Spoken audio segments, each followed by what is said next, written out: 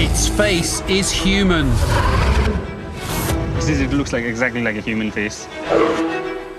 It walks on two legs. He says if we see them, they come to attack us. And for thousands of years, it's been part of Tibetan folklore. But could the Yeti be more than just a story? It made a noise like this. There is some kind of biped creature out there. People find new species in very unexpected places.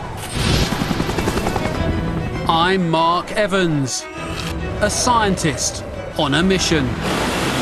If there's a rational explanation for the Yeti, I'm determined to find it. And with ancient remains... Oh, that is gruesome. ...yielding startling new evidence. There is always a scientific base to any legend. I'm starting to wonder.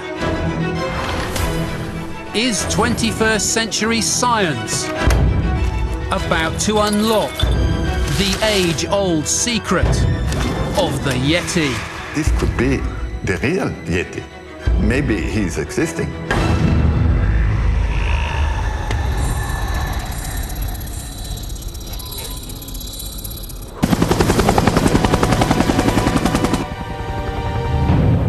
Using cutting-edge genetics, I'm investigating a theory that the Yeti is a polar bear hybrid. And whether the legend could be based on some kind of human.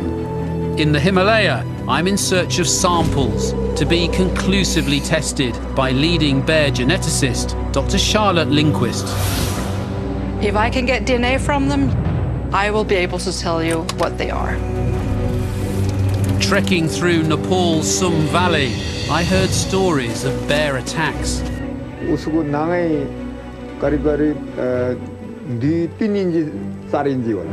And of a mysterious bipedal creature. He says it walks on 2 feet. But my quest for tissue, hair or bone for analysis has so far been unsuccessful. I was advised to climb higher, to speak with traders and nomads.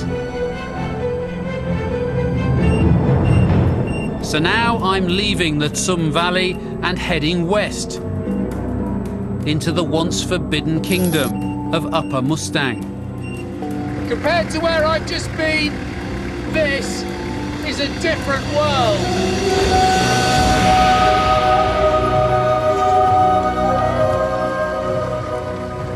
Renowned mountaineer Reinhold Messner spent a decade researching the Yeti after seeing one in 1986. According to him, Upper Mustang is a world where ancient beliefs still hold sway. The legend came to the world out of these primitive communities. They are Tibetans, real Tibetans. The culture is Tibetan, the architecture is Tibetan. There is still alive the old legends, the old stories of the Yetis, of beings between humans and wild animals. This should be a good place to hunt down Yeti samples. And having heard stories of a variety of creatures known by different names, I've been thinking about their identifying features.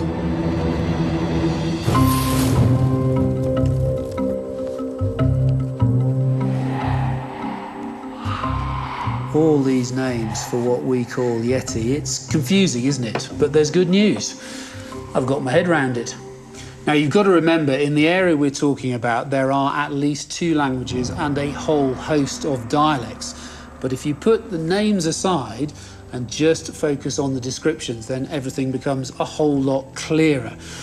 People who live locally in the high Himalaya are talking about 2 very different animals. Both are dangerous and people are incredibly wary of them, and they are very real animals. People are absolutely adamant about that. Now, one is very large. When it stands on its back legs, it may be 7 foot tall, but it spends most of its time on 4 legs. It's hairy and it's brown, and it has a reputation for killing livestock, including yaks. Now, I'm pretty confident it's some kind of bear.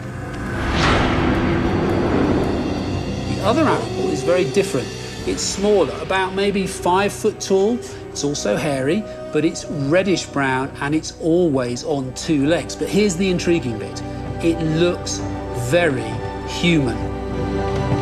To find out more about these creatures, my investigation has brought me to this new arid territory. With just 10 inches of rainfall a year, Upper Mustang is one of the driest parts of Nepal. The dusty landscape supports little natural vegetation. For domestic animals to get enough food from the land, farmers traditionally led a nomadic lifestyle. With my guide Tashi Bista, I'm heading for the Tibetan frontier to meet a modern-day nomad. It's a rough 2-day drive, but just a few years ago, even this wouldn't have been possible. Are all the roads as good as this, Tashi? Yeah, that's how it is here, Mark.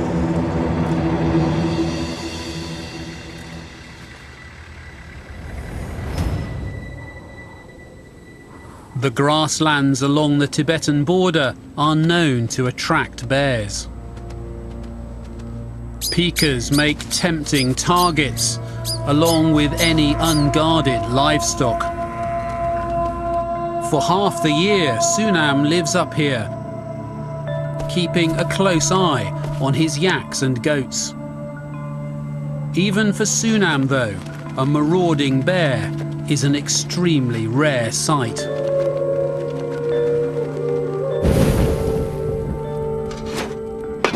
Do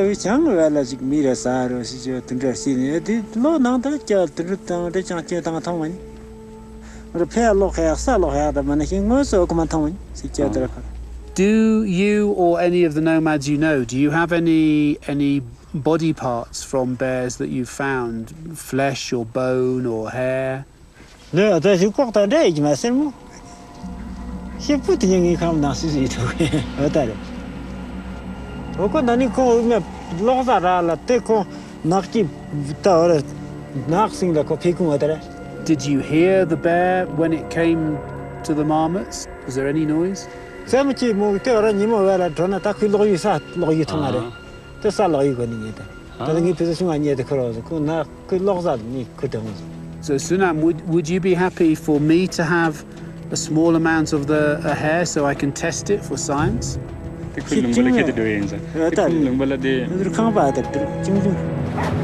At long last, I'm closing in on something tangible. People here use the remains of dangerous animals in religious ceremonies and keep what they find under lock and key.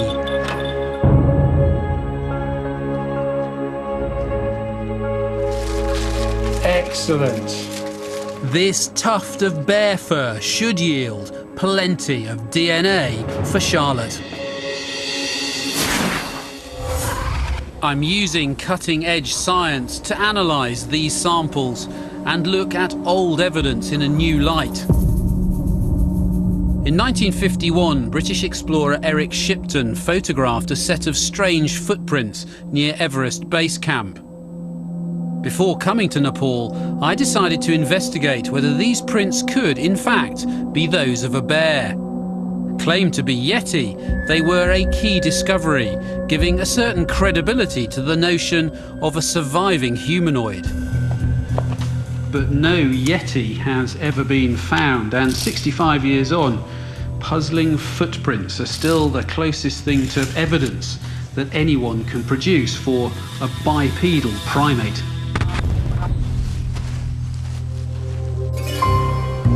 The trouble with footprints is that one man's Yeti is another man's bear, which is why I am keen to throw a little science at the subject. Okay, front feet first, pigeon-toed is the key. I want to show what kind of tracks a large bear might actually make in the snow. Here goes, back feet. Now, I appreciate that this may look a little Mickey Mouse, but rest assured, I have done my homework. I'm producing a possible bear track based on new data collected by doctoral student Catherine Shine. We started right at the very beginning, just videoing them moving backwards and forwards, starting with a walk and then getting faster. Isn't it interesting, if you just slow this up and move it, how this right back leg here, when it places flat on the ground, how human that looks? Yes, bears have the same foot posture that we do. So their whole foot is on the ground from their heels to their toes. And they are the only large mammal that have that foot posture. Plus the fact that their feet are about the same size as ours. You end up with a very human-looking foot. What I'd like to get my head round is what you'd see, let's say Snow, if you were tracking a bear, one of these guys, what you'd see in terms of their foot placements. What's striking is how closely these animals bring their feet together, despite their huge size. They are really close together, aren't they? They do bring their feet right underneath them. The cameras also reveal that brown bears do sometimes place their back feet into the prints left by their front feet. This gait is fascinating, stepping in your own footprint. Is it possible that a bear could create a linear trackway? Yes. In other words, a bear on all fours doesn't always have to make double tracks. Nice. For instance, it might not do so when it's galloping. But on the steep slope where Steve Berry saw his Yeti prints, running would probably be suicidal. A bear couldn't make those tracks. On the other hand, my demonstration does seem to suggest that if a bear walks along by overstepping in its own footprint, and we know that brown bears sometimes do that, then it could produce a trackway that looks eerily like it's been made by a pigeon-toed biped with very weird, very flat feet.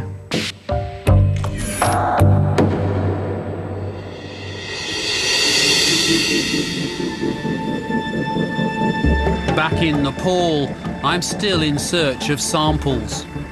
News of my interest in Yetis is spreading fast. I've got a lead that may help my investigation into the wild man theory. Tashi and I are told to visit a man called Pemba, a traditional healer who roams widely across Nepal and Tibet, gathering herbs from the high mountains to make his medicines. Around here, the wild man is known as the Meti, and according to villagers, Pemba has recent first-hand knowledge of this elusive being. So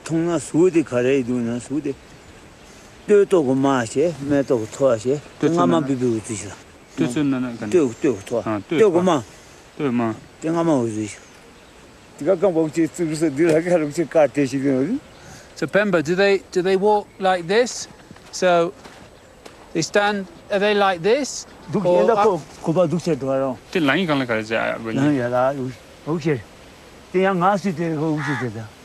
That's how it rests, he says. It rests like this. They rest like this and then they stand does it like stand up? Yeah. And that's as tall as it can stand, he says. And then it walks like this. Okay, that's very helpful. While I'm wondering what to make of all this, Pemba tells us about a recent grisly encounter with a Yeti.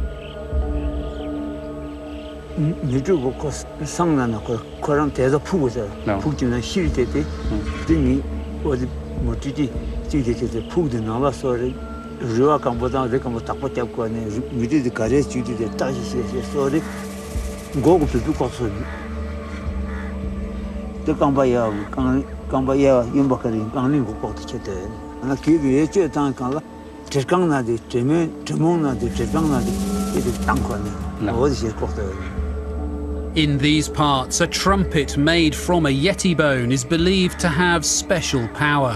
Where exactly was this cave that had the dead Meti in it? And that's in Tibet? Yeah, that's on the Tibet Chinese side. Bemba, would it be possible to have a look at this body part? 나는 이렇게 힘이 나는 저는 이지시야 홍주라네. 힘이 더 컨트롤링 다 줘요.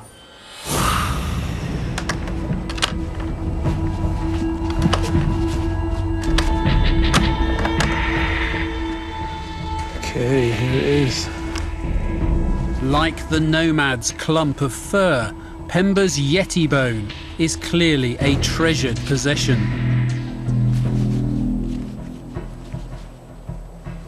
This is it. Wow. The unfused growth plates on the bone tell me that its owner wasn't fully grown. But what does it come from? The way this is shaped is quite human. So, kneecap here, this bit here runs in there, in that groove. But it's only this long, so it's very short. Unfortunately, the upper part of the bone is missing. To get a definite ID, I'm going to need a sample.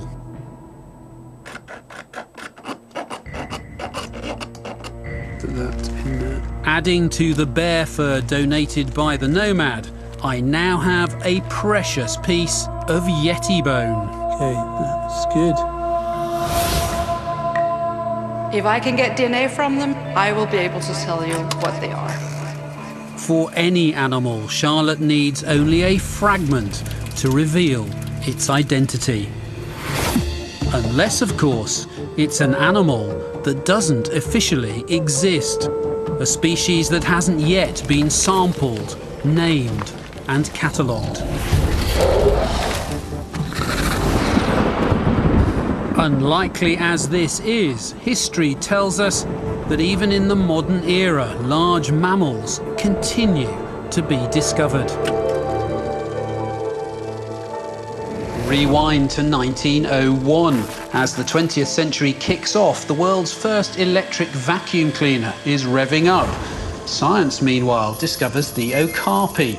It's 6 foot tall, lives in Africa, and until now has been considered purely mythical.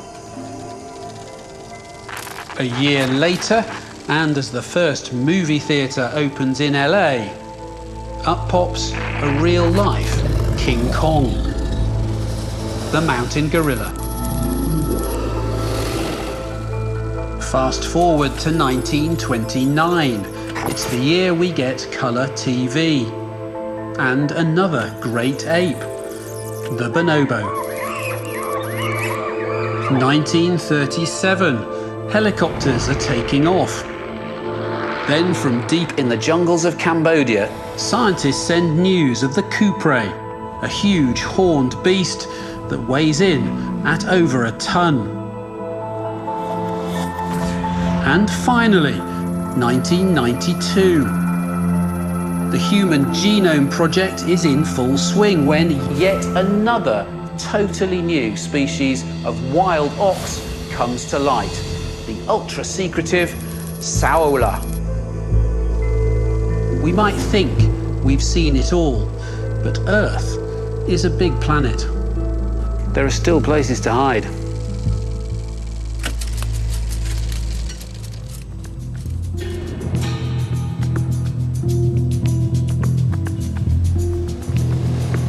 Back in Nepal, I'm about to call bear geneticist Dr. Charlotte Lindquist. Earlier in my investigation, I gave her 3 previously collected samples claimed to be from Yetis. By now, her analysis should be complete.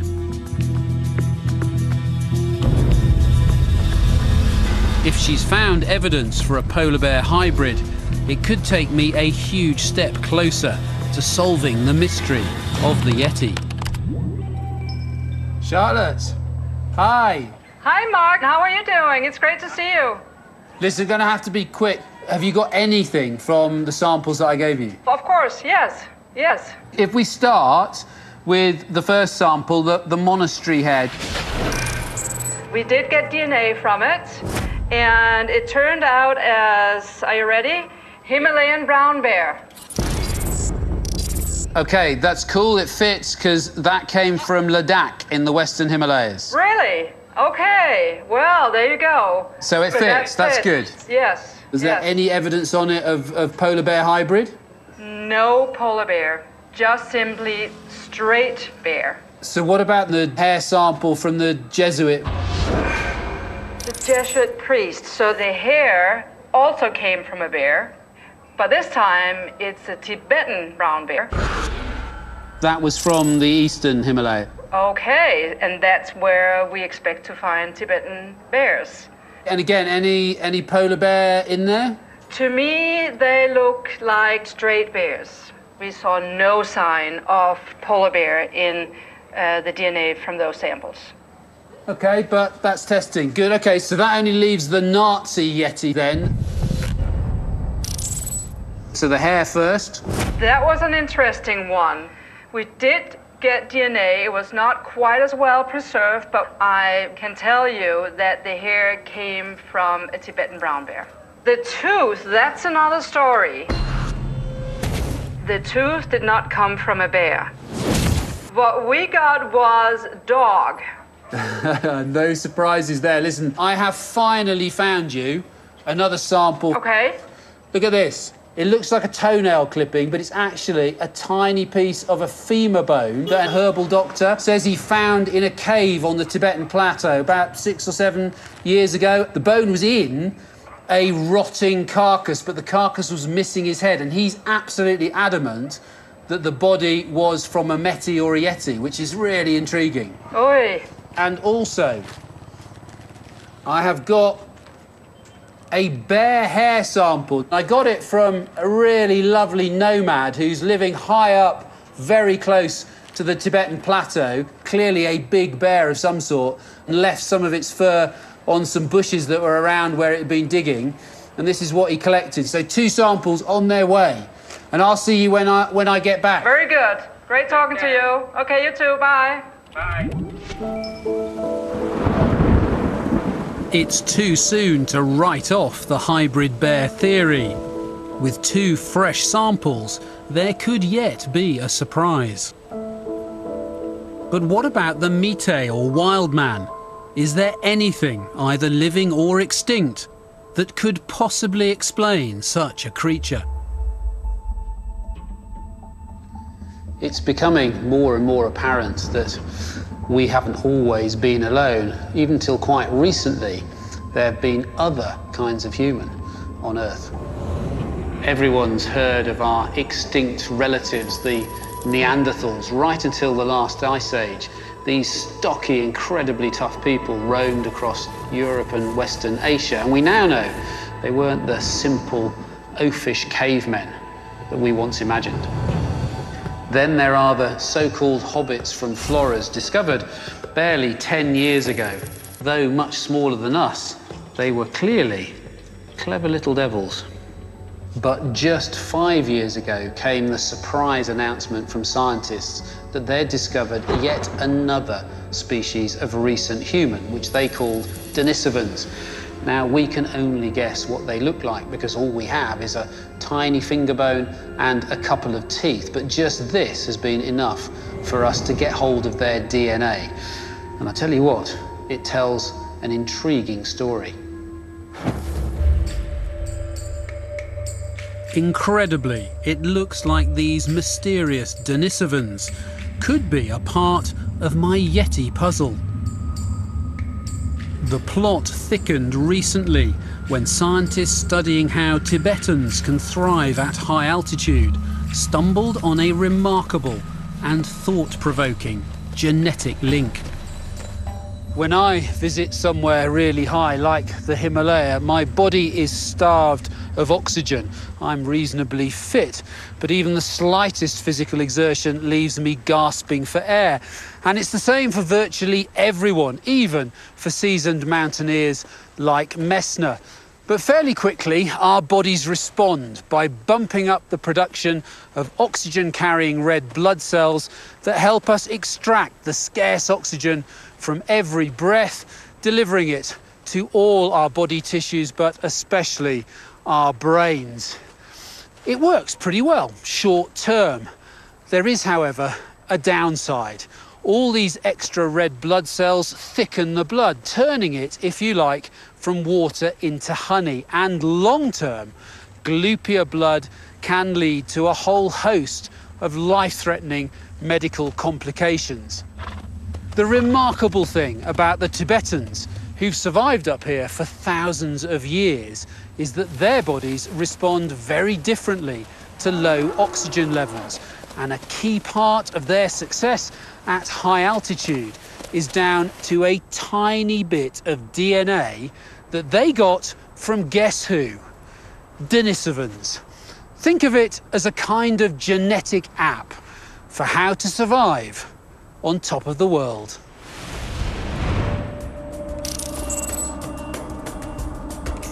Before I even set off for the Himalaya, I had to know more about this high-altitude mutation and whether it really could have come from another human species. Known as ep2, the gene in question has been closely analysed by human geneticist Professor Rasmus Nielsen. Rasmus, how confident are you that the Tibetans got this variant of ep2 from Denisovans? Well, we know there must have been interbreeding between humans and Denisovans.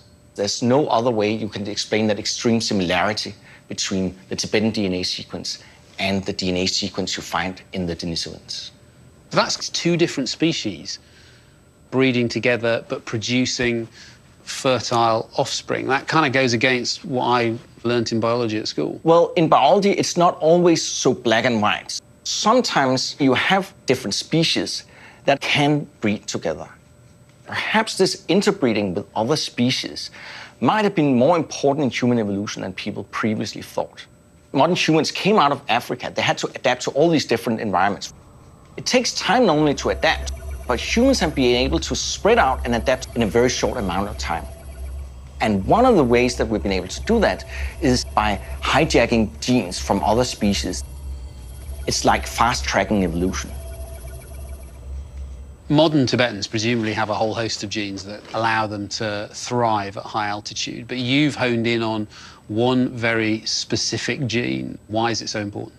There's no doubt that the genetic variant that the Tibetans have in ep2 give them a big survival advantage in high altitude. One benefit is that they're more likely to carry their pregnancies to term. Women that don't have this particular genetic variant, they will tend to suffer from hypertension. The native Tibetans don't suffer from that in the same degree because they have this variant that's not shared with people in the rest of the world. You've been digging around in the Denisovans genome. You know more about it than most people. So what else do we know about Denisovans from the secrets that are hidden in their DNA? We can look at things like skin pigmentation, for example, and we can show that they likely had dark skin pigmentation, likely had brown eyes, and likely had dark hair color as well. Do we know how big they might have been? Yeah, that's very hard to say from the genetics alone, but we can say a little bit about it from the scant fossil evidence that exists, and that suggests that they were built relatively robustly, most maybe similarly to Neanderthals. How many other human species do you think might have been out there that we've lived with and we've shared planet Earth with? Well, it was kind of a coincidence that the Denisovans were discovered in the first place. It was a lucky punch. They happened to sequence some DNA from a sample they thought were Neanderthal, and then they discovered, wow, this is something completely different. With more and more efficient DNA sequencing technologies, you could hope that we might find many other species like that out there. What if the Yeti, like the Ibu-gogo of Flores, is based on a real but mysterious type of human, drawn not from fantasy, but from human memory and real encounters? We modern humans, Homo sapiens, don't have a great track record when it comes to sharing planet Earth with other human species, of which there have been several. Using our advanced problem-solving skills, eventually we won out over other human competition. But there's one environment where Homo sapiens struggled to survive, and it's here, at high altitude, where oxygen is in short supply. And that makes me wonder whether Denisovans, with their special high-altitude adaptations, could have survived and thrived up here on the Tibetan plateau, out of our reach. Now, we know that their European cousins, Neanderthals, had succumbed to Homo sapiens by around 40,000 years ago. But here's the big question. Is it possible that up here on the Tibetan plateau, the Denisovans could have hung on longer? And if so, until how recently? There may be a way to find out. So 25128, last one. 2 years ago, before we knew about the Denisovan connection, I collected saliva samples from a dozen Sherpas, people of Tibetan origin, who now live in Nepal. Back then, I was looking for Neanderthal DNA. But maybe the key to this mystery lies in the DNA that we got from Denisovans. In theory, scientists can use this Denisovan DNA to estimate how recently we were interbreeding with these other humans. Job done. This contact date is something that Rasmus Nielsen also wants to pin down. So he's agreed to add my Sherpa data to his ongoing study and share the results.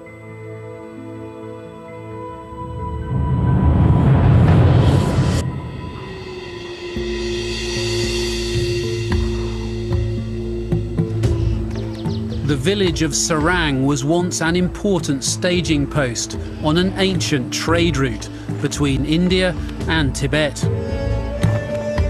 Tashi and I have been told about a Yeti hand hidden inside its crumbling palace.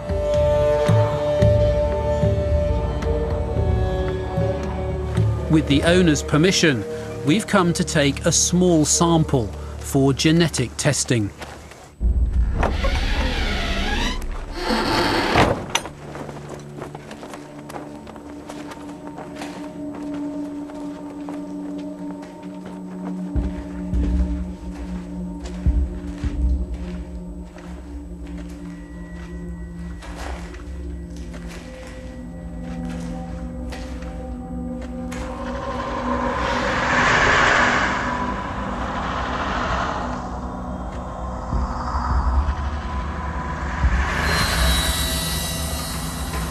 The mysterious relic is kept in an upper room, along with other fetishes that protect against evil. Oh my God.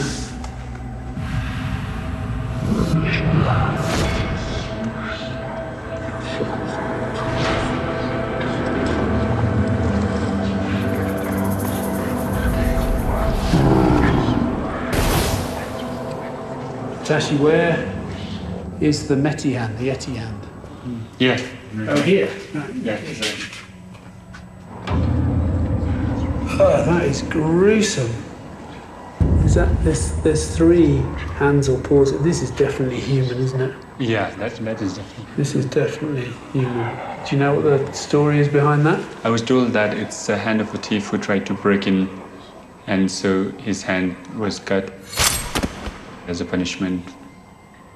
It's not the severed hand of the thief, but the two paws that have been identified to us as Yeti. Okay, these look like bear. Did you? Yeah, they look like bear, but what bear though? And they are very, very old. Charlotte will be excited that we found these.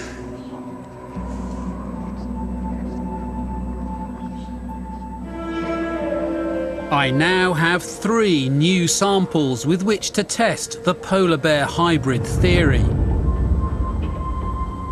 But what about the Denisovans, an extinct human species with whom we once interbred? Is it conceivable that the Tibetan plateau could have been a last hideout for them, beyond our reach? It's hard to picture anyone living up here without crops and domestic animals. Yet until recently, these high-altitude steppes were home to vast herds of antelope and wild yak. For anyone who could stand the thin air, it probably offered good hunting, even during the worst of the last ice age, 20,000 years ago. Supposing this was their last refuge though, then how long could stories about Denisovans actually survive, passed down by word of mouth? A really surprising answer comes from Australia's Aboriginal peoples. Several of their stories mention known events, like changing sea levels, that have been dated to roughly 15,000 years ago. Which goes to show that stories, passed down orally from generation to generation, can last for far longer than you might think.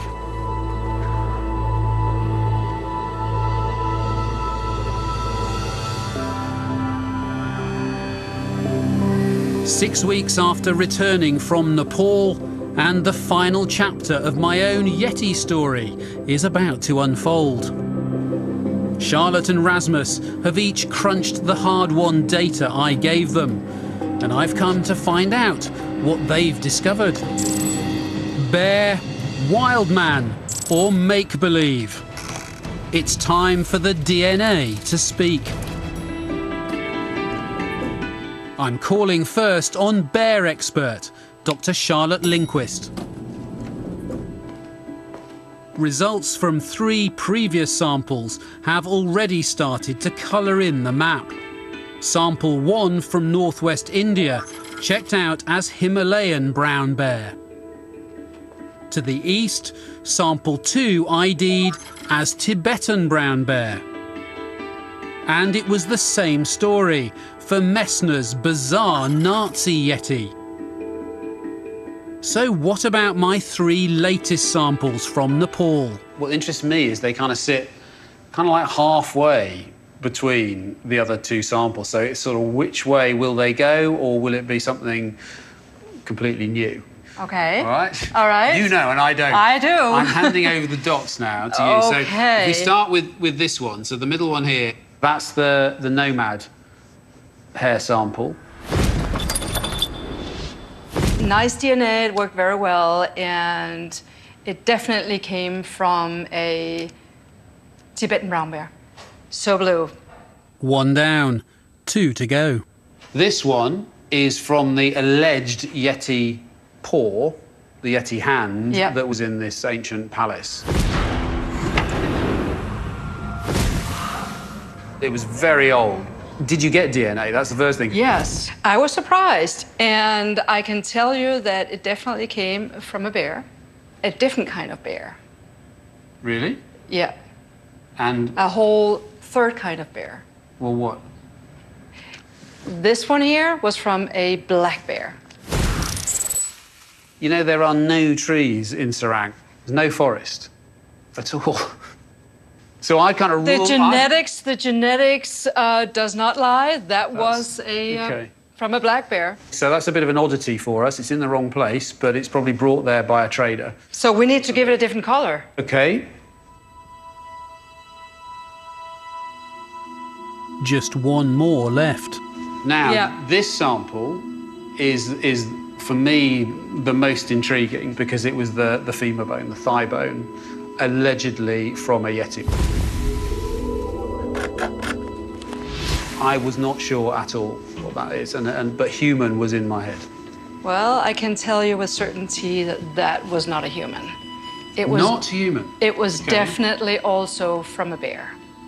And in this case, I can say with certainty that that was a Tibetan brown bear. Strike 3. Another blue dot. Black bear aside, we have 4 Tibetan brown bears, one Himalayan bear, and no polar bear in any of them. We didn't find any evidence of any polar bear in these samples here that you sent to me. So where does all this now leave us in terms of the polar bear, brown bear hybrid hypothesis? Does that hypothesis stack up?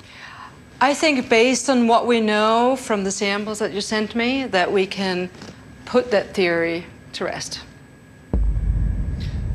But then we've learned more from this than I was expecting to find out then. So just help me understand then what these samples have provided in terms of new understanding of bear genetics. So we knew very little about the genetics of brown bears from the Tibetan Plateau and the Himalayan mountains.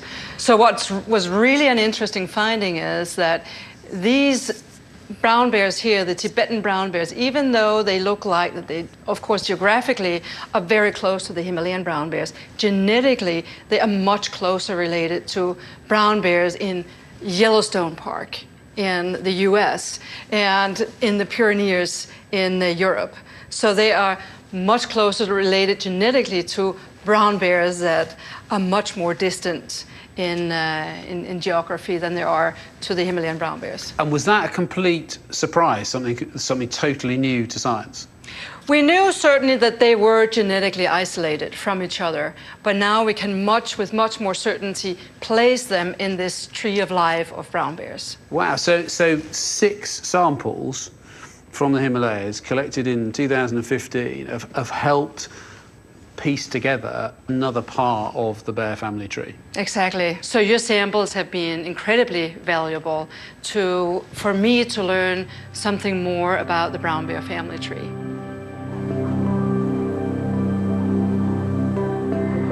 If the legend of the Yeti has anything to do with bears, then the bears are just regular bears. But could the true source of the legend lie closer to home? When I first started out on this investigation, I did not anticipate that another human species would become a prime suspect in terms of explaining the Yeti legend. It's such an intriguing idea, but of course it may not be true. To explore it further, Professor Rasmus Nielsen from Berkeley University has been digging about in the DNA from the saliva samples that I collected from the Sherpas in the high Himalaya, and I'm about to get the results. Rasmus is either going to add a whole lot of weight to it, or he might blow it out of the water. We know that the ancestors of Tibetans, including Sherpas, bred with Denisovans. That's how Tibetans acquired the high-altitude variant of ep2. But how recently could this breeding have happened? Could Denisovans have clung on for long enough to explain stories of wild men that are still told today?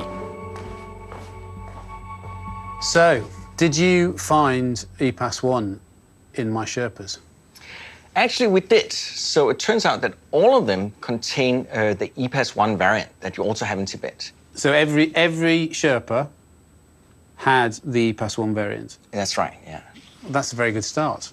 I like, I like that. But obviously, the big thing for me is then trying to work out the most recent date that interbreeding could have taken place between Denisovans and the ancestors of those Sherpas and other Tibetans. So let's have a look at the results. All right. So what's the key element of this you need to focus on? So the thing to focus on here is the blue curve here. It's all a matter of probability.